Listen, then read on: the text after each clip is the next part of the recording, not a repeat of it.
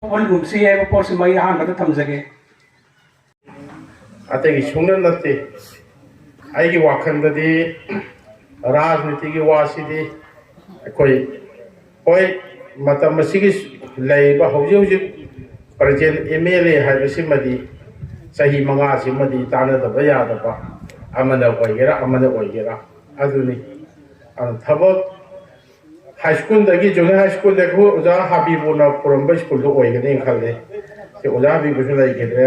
junior high school दगी higher secondary मचा अचौबा गवर्नमेंट की खुदोल अमा कोई कोटा तंबीरपने अदुना पॉलिटिक्स इज कंटिन्यूशन नि गवर्नमेंट जो कंटिन्यूशन नि लौनिंग मीना मना लौजसन थबक तौर मेयां मिने कोई पॉलिटिक्स दे कदोंगै नैना चनिंग दे मरम अदुना इदान गवर्नमेंट की policy 1986 national education policy same की हाइब नेशनल एजुकेशन पॉलिसी असिगी मखादा इनौनौनमु नमक पॉलिसी मयाम से पुथोक ngамदबदगी असुम मॉडर्नाइज तौरपदगी सरकार से खले से पिछक्पी ग्रास रूट लेवल दगी ना मास्टर फाउगी एमए फाउगी लेसिदा कमाई सेमकदगे ना ग्रास रूट लेवल दा अंकलवादी लेरे प्री प्राइमरी लेरे प्राइमरी लेरे अदगी एलिमेंटरी लेरे हाई स्कूल लेरे हायर सेकेंडरी लेरे अदगी कई मास्टर ग्यादा डिग्री यूनिवर्सिटी लेरे सुमाइना मथंग सुम सेमकपसिदा 2020 की quality latest national education policies की मखादा मधुगी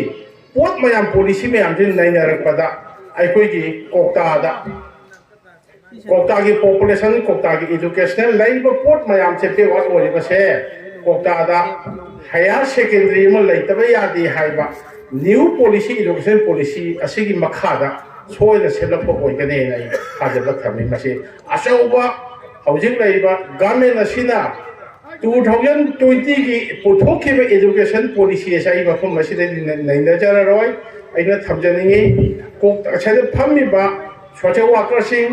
अदुगे वीआईपी सिंग अखोय मयाम पाम बिसै वहंग त खंगजगे अखोय मयाम पाम बिसे करिनो कोकतादा हायर सेकेंडरी में थमबसे नत्रन नंबर 1 मसी नत्रो मसी ओहेनजी हाइब्र ओहेनगुमजी हाइब्र सिने ngasai ki ai isa di khang lai ai jo hai pe wari sa nei ai kokta da du tawre ai madu dai chume tawgaram bani pose thamning bagini ado ngasi noina tawdoi ba ko ki meeting se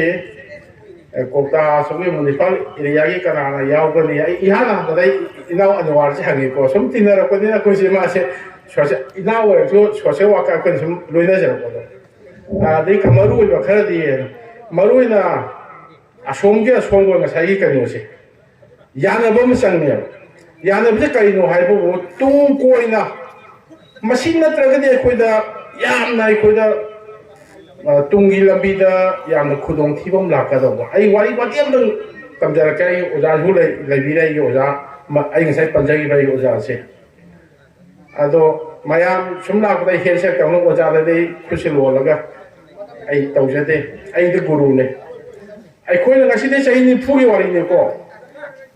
आई न लिजर का दो श्याम तियम बा से मरों जे ला palm ने स्माइ चपि लंबी से सम अवांग बखा संग नाकन सिदा तोरंगो हाजी हाइबरा कोका हाई स्कूल इन बोले रे ओजा सिना लितौगा सेम ब कोका हाई स्कूल सही नि फुगी ममंगी वारी नि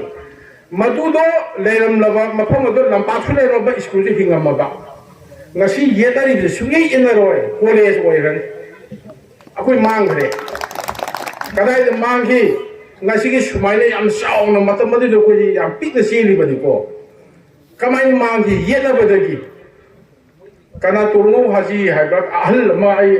minister de haino aso bam katli hai achaw haino pambi ma si haino sina thong ju chan ko na ba ade furniture ju chan ko ne hai kyam chaw ba kaino ne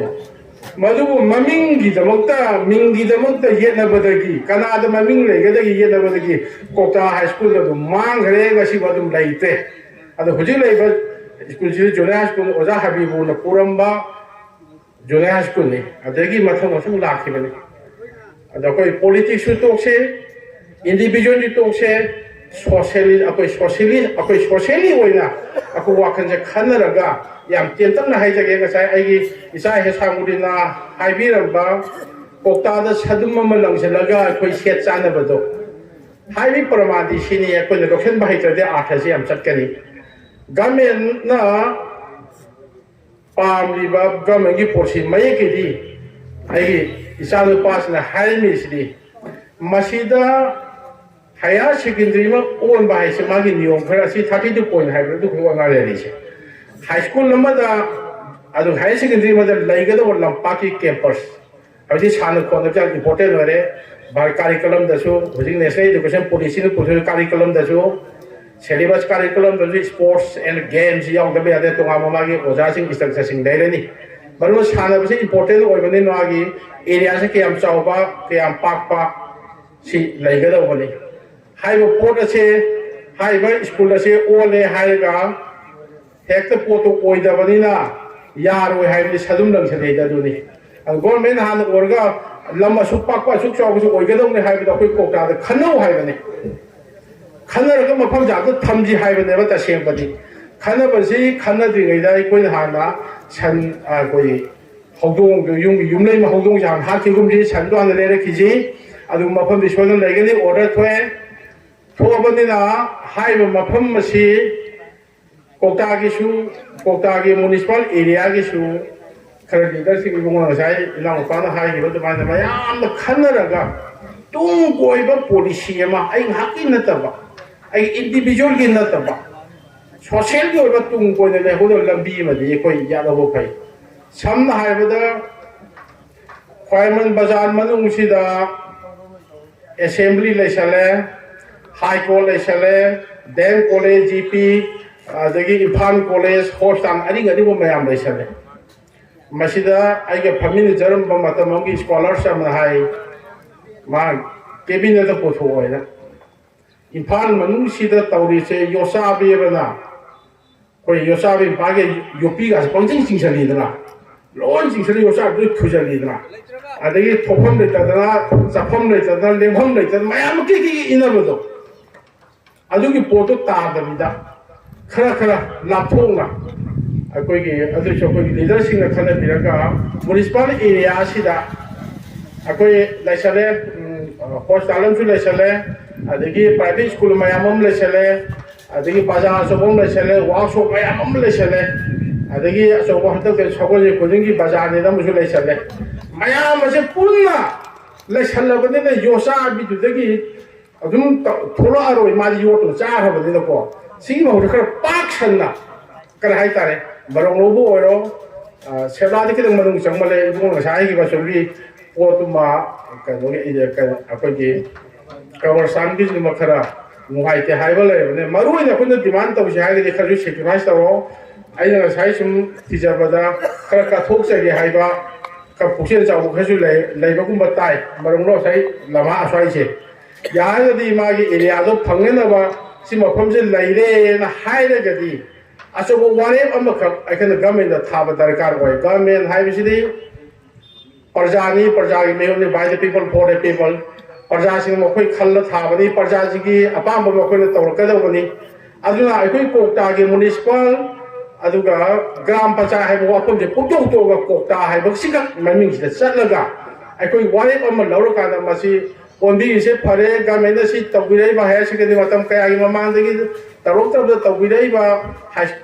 akoi gi secondary se duki mati akoi pamjare aduna hai ba mafam de PE national highway ge sa pro pa gi adi ma gi kai mom sa ba da tung ko da le hora roi tung ko na chahi akai sa ma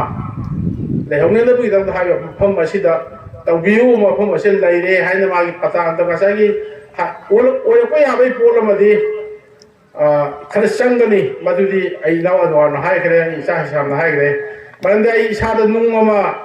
operation tawda ba ya da ba stol ma le ne nung ma kidney da nung le den khala sine nung se nung le ne da doctor ne singjang na khai lo so ya po ti I test ko ni magi BP kana lo na test ko tung ya no operation tawdoi ne ba adu ko ya na no po che ko na ma phom ste le ni hai ke mo le inspection kai ke la ka da phom ste thamau ba na ai gi mo oi na de ꯑꯁꯤꯅ ꯈ꯭ꯋꯥꯏꯗꯒꯤ ꯐꯩ ꯍꯥꯏꯅ ꯂꯧꯏ ꯁꯤꯒꯤ area ꯁꯣꯔꯣꯛꯇꯒꯤ ꯇꯦꯔꯥ ꯈꯣꯡꯁꯥꯡꯕꯤ ꯃꯁꯤ ꯇꯥꯏꯅꯔꯤꯕꯁꯦ ꯃꯔꯝꯗꯤ ꯕꯖꯥꯔ ꯑꯃ ꯁꯦꯜꯗ ꯃꯥꯒꯤ ꯍꯤꯟꯇꯔꯂꯦꯟ ꯀꯩꯀꯩ ꯈꯔ ꯌꯦꯡꯉꯦꯅ ꯁ꯭ꯀꯨꯜ ꯑꯃ ꯂꯩꯇꯕꯅ ꯐꯤꯗꯤꯡ ꯁ꯭ꯀꯨꯜ ꯀꯥꯏꯅ ꯇꯣꯉꯥꯟꯕ ꯑꯃ ꯂꯩꯔꯦꯕ ꯁꯤꯅ ꯃꯃꯤꯡꯗꯤ ꯀꯣꯛꯇꯥ ꯍꯥꯏꯕꯅꯤ ꯃꯣꯏꯔꯥꯡ ꯀꯣꯂꯦꯖ ꯍꯥꯏꯔꯒ ꯃꯣꯏꯔꯥꯡ ꯃꯆꯥ ꯉꯥꯛ ꯇꯝꯕ ꯅꯠꯇꯦ ꯑꯁꯤꯗꯩ ꯂꯥꯛꯄꯁꯦ ꯑꯁꯣꯝꯗꯒꯤ ꯑꯁꯤꯗ ꯆꯪꯁꯤꯜꯂꯗꯤ ꯂꯝꯕꯤꯁꯨ ꯍꯧꯖꯤꯛꯇꯤ ꯌꯥꯝꯅ ꯐꯔꯕꯅꯤꯅ ꯑꯁꯣꯝꯗꯒꯤ ꯂꯥꯛꯏꯕ ꯑꯉꯥꯡꯁꯤꯡ ꯂꯩꯗꯅ ꯑꯩꯈꯣꯏꯒꯤ ꯎꯁꯣꯡꯕꯨꯡ ꯑꯗꯒꯤ ꯁꯣꯝꯗ ꯀꯪꯕꯥꯏꯔꯣꯝꯒꯤ ꯁꯣꯝꯗꯁꯨ ꯃꯣꯏꯔꯥꯡ ꯈꯨꯅꯧ ꯁꯤ ꯂꯝꯕꯤꯁꯤ ꯌꯥꯔꯕꯅꯤꯅꯀꯣ ꯀꯣꯛꯇꯥ ꯈꯛꯇꯒꯤ ꯅꯠꯇꯦꯕ ꯂꯥꯛꯏꯁꯦ ꯀꯣꯛꯇꯥꯗ ꯃꯥꯅ ꯁꯦꯟꯇꯔ ꯑꯣꯏ ꯀꯣꯛꯇꯥ ꯍꯥꯏ ꯁ꯭ꯀꯨꯜ ꯍꯥꯏꯕ ꯋꯥꯅꯤ ꯁ꯭ꯀꯨꯜꯁꯤ ꯀꯣꯛꯇꯥꯒꯤ ꯉꯥꯛꯇ ꯇꯝꯒꯗꯧꯅꯤ ꯍꯥꯏꯕ ꯅꯠꯇꯦ ꯀꯣ ꯏꯗꯨꯀꯦꯁꯟꯅꯤ ꯅꯨꯄꯤꯁꯨ ꯅꯨꯄꯥꯁꯨ ꯂꯣꯏꯅ ꯇꯝꯕ ꯌꯥꯕ ꯑꯗꯨꯒꯤ ꯁꯦꯟꯇꯔꯗꯤ ꯐꯅ ꯍꯥꯏ ꯁꯥꯕꯅꯤ ꯑꯁꯣꯝꯗ ꯑꯃꯨꯛ ꯇꯧꯔꯒꯗꯤ ꯁꯣꯝꯗꯒꯤ ꯃꯤꯁꯦ ꯁꯣꯝꯗꯒꯤ ꯂꯥꯛꯏꯕ ꯁꯥꯇ꯭ꯔꯁꯤꯡꯁꯦ ꯈꯔ ꯑꯗꯨꯝ ꯏꯟꯇꯔꯦꯁ ꯂꯩꯔꯣꯏꯑꯕ ꯑꯗꯨ ꯃꯣꯏꯔꯥꯡ ꯈꯨꯅꯧ ꯀꯩꯒꯤ ꯁꯣꯝꯗꯁꯨ ꯂꯩꯕꯅꯤꯅ ꯑꯀꯣꯏꯕꯒꯤ ꯃꯌꯥꯝꯁꯦ ꯁꯨꯝ ꯌꯦꯡꯉꯛꯄ ꯃꯇꯝꯗ ꯑꯩꯒꯤ ꯋꯥꯈꯜꯗ ꯁꯦꯟꯇꯔ ꯑꯁꯤꯗ ꯆꯥꯏ ꯍꯥꯏꯕꯁꯤ ꯑꯩꯒꯤ ꯃꯣꯠꯅꯤ ꯑꯩꯈꯣꯏꯅ ꯋꯥꯔꯦꯞ ꯂꯧꯕ ꯌꯥꯔꯣꯏ ꯒ꯭ꯔꯥꯝ ꯄꯟꯆꯥꯌꯠꯅ ꯋꯥꯔꯦꯞ ꯂꯧꯕ ꯌꯥꯔꯣꯏ ꯑꯁꯣꯝꯗ ꯏꯅꯥꯎ ꯑꯅꯋꯥꯔꯒꯨꯝꯕ ꯈꯔ ꯂꯤꯗꯔꯁꯤꯡ ꯂꯩꯕ ꯃꯌꯥꯝꯁꯤꯅ ꯑꯩꯈꯣꯏ ꯈꯜꯂꯣ ꯇꯨꯡꯒꯤ ꯏꯆꯥꯒꯤ ꯏꯅꯥꯎꯒꯤ ꯈꯟꯁꯤ ꯌꯥꯝꯅ ꯃꯩꯁꯤꯗ ꯃꯥꯅ ꯑꯗꯨꯅꯤ ꯃꯥꯅ ꯑꯗꯨ ꯍꯥꯏꯔꯛꯑꯗ ꯍꯥꯏꯗꯣ ꯄꯨꯝꯅꯃꯛꯁꯦ ꯀꯥꯎꯊꯣꯛꯄ ꯄꯨꯝꯅꯃꯛꯁꯦ ꯀꯥꯎꯊꯣꯛꯅꯔꯒ ꯑꯩꯈꯣꯏ ꯍꯥꯏ ꯁ꯭ꯀꯨꯜꯁꯦ ꯂꯤꯡꯁꯦ ꯍꯥꯏꯔꯒꯗꯤ ꯑꯥꯔꯒꯨꯃꯦꯟ ꯁꯨꯡꯇꯧ ꯇꯧꯗꯕꯤꯗ ꯑꯩꯒꯤ ꯃꯣꯠꯇꯤ ꯄꯣꯂꯤꯇꯤꯛꯁꯁꯤꯗꯤ ꯑꯩꯈꯣꯏ ꯃꯌꯥꯝꯅ ꯃꯥꯟꯅꯕꯗꯨꯅꯤ ꯑꯦꯝ ꯑꯦꯜ ꯑꯦꯗ ꯆꯠꯇꯣꯏꯁꯦ ꯑꯦꯝ ꯑꯦꯜ ꯑꯦꯁꯨ ꯒ꯭ꯔꯥꯝ ꯄꯟꯆꯥꯌꯠꯀꯤ ꯃꯤꯆꯪ ꯆꯪꯉꯨ ꯍꯥꯏꯕ ꯑꯁꯨꯝ ꯃꯤꯆꯪ ꯆꯪꯕꯗꯤ ꯌꯥꯔꯣꯏ ꯑꯩꯈꯣꯏ ꯃꯌꯥꯝꯒꯤ ꯋꯥꯔꯦꯞꯇꯣ ꯃꯉꯣꯟꯗ ꯁꯤꯟꯅꯔꯒ ꯃꯥꯒꯤ ꯃꯇꯨꯡꯗ ꯑꯩꯈꯣꯏꯅ ꯆꯠꯂꯒ ꯆꯠꯀꯗꯧꯕꯅꯤ ꯃꯥꯗꯤ ꯃꯈꯣꯏꯗꯤ ꯄꯣꯂꯤꯇꯤꯛꯁꯅꯤꯅ ꯅꯨꯡꯉꯥꯏꯇꯕꯁꯨ ꯌꯥꯎꯕ ꯌꯥꯏꯅꯀꯣ ꯑꯗꯣ ꯃꯥꯗꯤ ꯍꯧꯖꯤꯛ ꯑꯩꯈꯣꯏꯒꯤ ꯑꯣꯏꯕꯅꯤ나 ꯑꯩꯈꯣꯏ ꯃꯐꯝ ꯑꯁꯤꯗ ꯇꯧꯕꯤꯔꯣ ꯍꯥꯏꯕ ꯄꯣꯠꯇꯨꯗꯤ ꯉꯁꯤꯗꯤ ꯃꯤꯇꯤꯡ ꯑꯩ ꯉꯁꯤꯅ ꯑꯍꯥꯟꯕꯗ ꯌꯥꯎꯖꯔꯤꯁꯦ ꯑꯗꯨꯅ ꯑꯩꯈꯣই ꯈꯟꯅꯕ ꯑꯃꯇ ꯑꯣꯏꯍꯟꯁꯤ ꯍꯥꯏꯔꯒꯗꯤ ꯃꯥꯅ ꯑꯗꯨ ꯍꯥꯏꯗꯣ ꯇꯣꯛꯁꯤ ꯅꯪꯁꯨ ꯒ꯭ꯌꯥꯟ ꯇꯥꯕ ꯒ꯭ꯌꯥꯟ ꯇꯥꯗꯕ ꯅꯪꯁꯨ ꯇꯥꯕ ꯃꯐꯝꯁꯤ ꯇꯨꯡꯒꯤ ꯑꯃ ꯈꯟꯁꯤ ꯇꯨꯡꯒꯤ ꯑꯃ ꯈꯜꯍꯧꯁꯤ ꯍꯥꯏꯔꯒ ꯁꯤ ꯃꯐꯝ ꯑꯁꯤꯗ ꯂꯧꯁꯤꯡ ꯀꯅꯥ ꯈꯔ ꯑꯩ ꯁꯨꯝ ꯇꯥꯕ ꯀꯠꯊꯣꯛꯀꯦ ꯈꯣꯠꯀꯦ ꯍꯥꯏꯕ ꯑꯃꯁꯨ ꯂꯩꯔꯕꯅꯤꯅ ꯃꯐꯝ ꯆꯥꯕꯁꯦ ꯑꯁꯤꯅ ꯆꯥꯏ ꯍꯥꯏꯁꯦ ꯑꯩꯒꯤ ꯃꯣꯠ ꯊꯝꯖꯔꯒ ꯑꯩꯈꯣꯏ ꯄꯨꯟꯅ ꯑꯃꯨꯛꯇꯪ ꯋꯥꯔꯦꯞ ꯑꯃ ꯂꯧꯃꯤꯟꯅꯕꯁꯦ ꯗꯔꯀꯥꯔ ꯑꯣꯏ ꯍꯥꯏꯕ ꯋꯥꯐꯝꯗ ꯊꯝꯖꯔꯒ ꯃꯌꯥꯝꯗ ꯄꯤꯖꯔꯒꯦ ꯊꯦꯡꯛ ꯌꯨ